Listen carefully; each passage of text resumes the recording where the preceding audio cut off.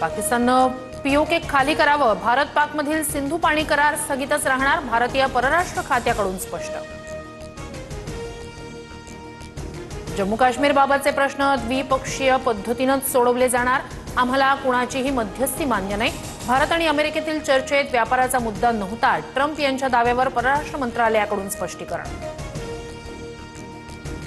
आदमपूर एअरबेसवर विमान उतरवत धावपट्टी सुरक्षित असल्याचा पंतप्रधान मोदींचा संदेश. आदमपूर एअरबेसची धावपट्टी उद्ध्वस्त झाल्याचा पाकनं केला होता कांगावा.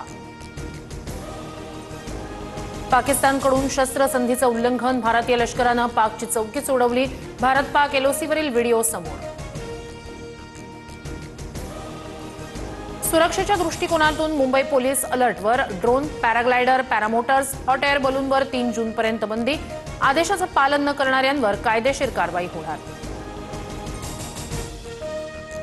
पक्षातील गळती रोखण्यासाठी पवारांच्या राष्ट्रवादीकडून एकत्र येण्याचं वक्तव्य. राष्ट्रवादीच्या साप्ताहिक बैठकीत अजित पवारांचं वक्तव्य, सूत्रांची माहिती.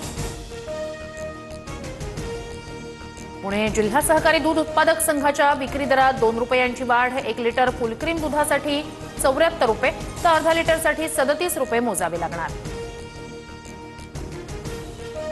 लाडकी बहीण योजनेच्या नावे शेकडो बनावट बँक खाती तयार करून त्याचा सायबर गुन्ह्यांसाठी वापर. जुहू पोलिसांकडून 4 अटक. चांदी 3,900, सोनं 1,500ने वधारलं. सोनं 94,700 रुपये प्रति तोळा तर चांदीचा दर 94,000वर. मुंबईत अनेक ठिकाणी वादळी वाऱ्यासह पाऊस. पुढील 2 दिवसही मुंबईत मध्यम पावसाचा अंदाज.